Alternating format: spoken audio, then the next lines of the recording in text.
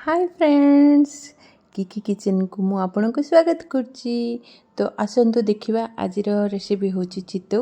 चितौर preparation मु आपनको देखैबी। चलंतु।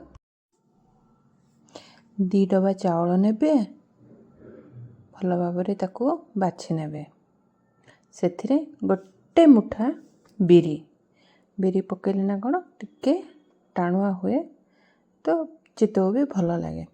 तो ताको भल भाबरे 4-5 थर धोई दियंतु भल भाव से, कहीं बतुरिले आ धोई हेबनी से ताको भल भाव धोईकी पानी सब निगाड़ी दियंतु।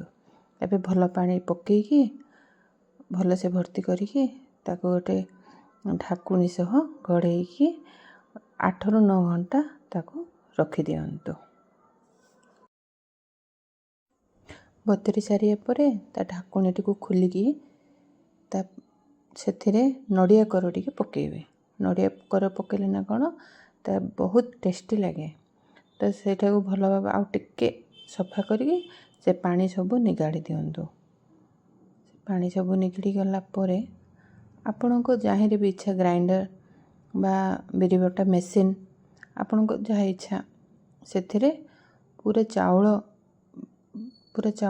पूरा ये हला माने खंड खंड हला पर्यंत आपण ताको पूरा ग्राइंडर करिवे। पूरा जेमती कि पूरा छुईले नरम हाथ रे किछि भी लागिबोनी, हाथ रे किछि भी लागिबोनी सेमती करिवे। तापरे ताको गोटे नड़िया कर पके देबे। काढ़िया को गोटे 2 मिनिट थिबो नड़िया कर को काढ़ी पकेकी 2 मिनिट बाटी सारिला परे ताको बंद कर देबे।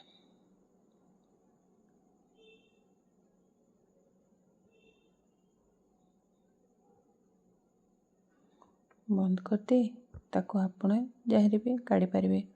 आपण डेक्ची बड़ डेक्ची रोड काढ़ले आपण को सुविधा। ताको पूरा पुछा पुछ करके काढ़ी देबे। काढ़ी देबा पर किछि घंटा ताको घोड़ेइकिना रखी देबे, काहेकि चावलटा शीघ्र करिले से टिके टाण लागे। एबे तावा बसे सेथिरे टिके तेल देबे। तेल देके एटा पूरा पतला जेमती कि आपण दोसा पकाउचंदे से पूरी पतला पतला करी काढ़िबे। पकेई सेथिरे गोटे ढांकुणीटे को घोड़ाई देबे।